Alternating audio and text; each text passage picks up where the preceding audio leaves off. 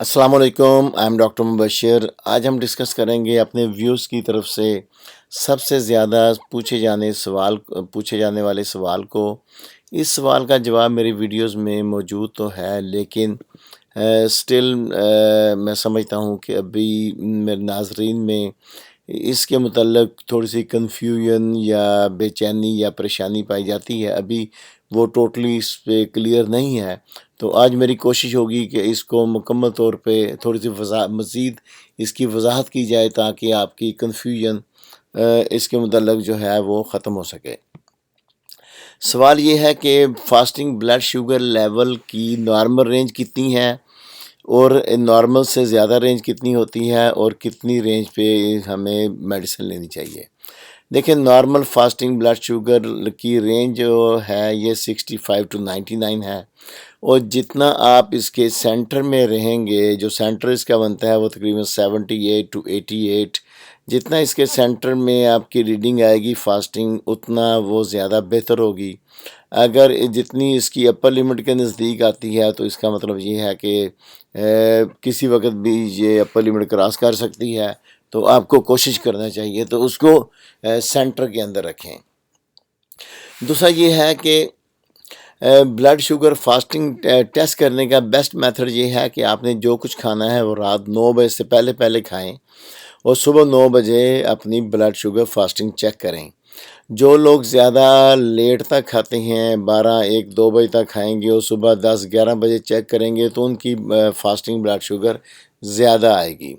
ये एक अलग से प्रोसेस होता है, वो हम कभी डिस्कस करेंगे क्यों उनकी ज़्यादा आती है।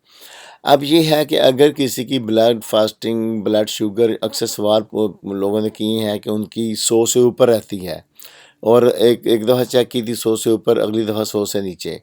देखें, ना तो एक रीडिंग के ऊपर कभी परेशानी का सामना करना चाहिए आपको, ना एक ही रीडिंग के ऊपर हम कहेंगे कि ये पेशेंट डायबिटिक है या इसको मेडिसिन चाहिए। अगर आपकी 100 से ऊपर आती है लेकिन 126 से कम है, तो आप उसको 1 महीने बाद दोबारा चेक करवाएं, फिर उसके अगले 1 माह बाद चेक करवाएं। अगर 3 कंसेक्टिव आपकी 100 से ऊपर आती हैं लेकिन 110 से नीचे हैं, तो इसका मतलब ये है कि आप इंसुलिन रेजिस्टेंस की तरफ जा रही हैं। तो उसका बेस्ट ट्रीटमेंट ये है कि आपने जितने भी ये एनर्जी ड्रिंक, शुगरी ड्रिंक, जितने भी आपके जो बोतलें हैं या जितने भी पैकिंग में जितने जूस आते हैं वो सब छोड़ देंगे, तो आपका मसला हल हो जाएगा। अभी आपको बहुत ज़्यादा लंबे परहेज़ नहीं चाहिए। तो अगर ये ज़हन में रखें, ये नहीं है कि एक की 99 ब्लड शुगर फास्टिंग आई है तो नॉर्मल है, और 100 आ गया तो अब नॉर्मल होगी, ये नहीं है। 99 और 100 ये एक ही लेवल पे आएंगे। ये भी अपर लिमिट में है, तो 100 जो है वो अब नॉर्मल का लोअर लिमिट है। इसलिए अगर आपकी 95 से ऊपर आती है और 110 से नीचे है, तो हर हालत में आपको परहेज़ करना होगा, क्योंकि ये स्लो जो इंक्रीज़ है शुगर का, ये हमारे सिस्टम को, जिसमें हमारी रेटिना, हमारी आँखें हैं, हमारा हार्ट है, ब्लड प्रेशर हो जाता है, रीनल फंक्शन डिस्टर्ब होने का खदशा होता है, इसलिए इसको नीचे लाना लाजमी है। दूसरा ये है कि जितना ये अपर लिमिट शो कर रही है कि आपका वज़न भी ज़्यादा है, वज़न जब ज़्यादा होता है तो इंसुलिन रेजिस्टेंस पैदा हो जाता है बंदों में। दूसरा ये भी देखा गया है कि जब अगर फैट बॉडी के अंदर ज़्यादा है, स्पेशली सेंटर एब्डोमिनल फैट, तो तब भी इंसुलिन प्रॉपर फंक्शन नहीं करती। ठीक है। और ये जितने भी शुगरी ड्रिंक्स हैं, इसके अंदर क्योंकि फ्रुक्टोज़ ज़्यादा होता है, ये फ्रुक्टोज़ फैटी लिवर भी करेगा और फैटी पेंक्रियाज की वजह से जो बीटा सेल्स हैं वो उनके ऊपर प्रेशर पड़ता है, तो वो नॉर्मल उनसे इंसुलिन सिक्रीट नहीं होती, जिसकी वजह से फर्दर शुगर लेवल इंक्रीज़ हो जाता है। हर सूरत में ये ज़हन में रखें कि अगर आपकी ब्लड शुगर लेवल 110 से कम है, तो सिंपल आपको शुगरी ड्रिंक्स से परहेज़ करेंगे तो आप नॉर्मल हो जाएंगे। हल्की फुल्की वॉक कर लें, एक्सरसाइज कर लें। लेकिन अगर आपकी ब्लड शुगर फास्टिंग 110 से ज़्यादा आती है लेकिन अगर 126 से कम है, तो फिर आपको परहेज़ ज़्यादा करना पड़ेगा। उसमें आपको ये तमाम हलवे, गजरेले, मिठाइयाँ, बाज़ार के पिज़्ज़े, बर्गर्स, ان کو بھی ان پہ پرہیز کرنا پڑے گا. ان کو بھی جتنے بھی ڈائری پروڈکٹس ہیں جس میں کیک، پیسٹری، بسکٹ، ایسے آئس کریمس، ان کو بھی چھوڑنا پڑے گا. لیکن جب یہاں پرہیز کہتے ہیں تو اس کا پرہیز کا مطلب جو ہے کریش قسم کا پرہیز نہیں ہے. کیونکہ اگر آپ کریش قسم کا پرہیز کریں گے اور آپ کا دل چاہے گا کھانے کو اور ارج کرے گی باڈی کہ آپ کو یہ چیز آپ استعمال کریں، تو اگر وہ آپ نہیں استعمال کریں گے تو body reactionary cortisol hormone secret کرتی ہے، جو آپ کی جو شوگر اس سے بھی انکریز ہو جاتی ہے.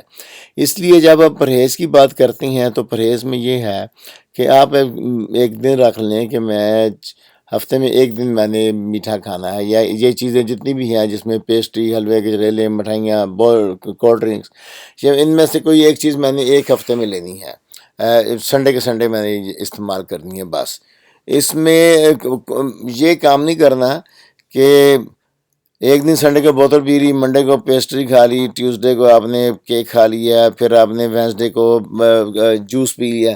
یہ نہیں، یہ تو پھر خراب ہوگا. آپ نے ہفتے میں ایک ہی دفعہ ایک ہی سرونگ لینی ہے جس چیز کی بھی آپ نے لینی ہے. یہ ہے. اب یہ اگر کسی کی بلڈ شوگر 102، 104، 105 مسلسل زیادہ آ رہی ہے، لیکن اس کی HbA1c اگر نارمل لمٹ میں ہے تو قطعاً پریشان ہونے والی بات نہیں ہے بالکل. اور دوسرا یہ ہے کہ بار بار اگر آپ اپنا بلڈ شوگر ٹیسٹ کروائیں گے تو آپ کنفیوژن کا شکار ہو جائیں گے، وہم ایک اندر آپ کے پیدا ہو جائے گا.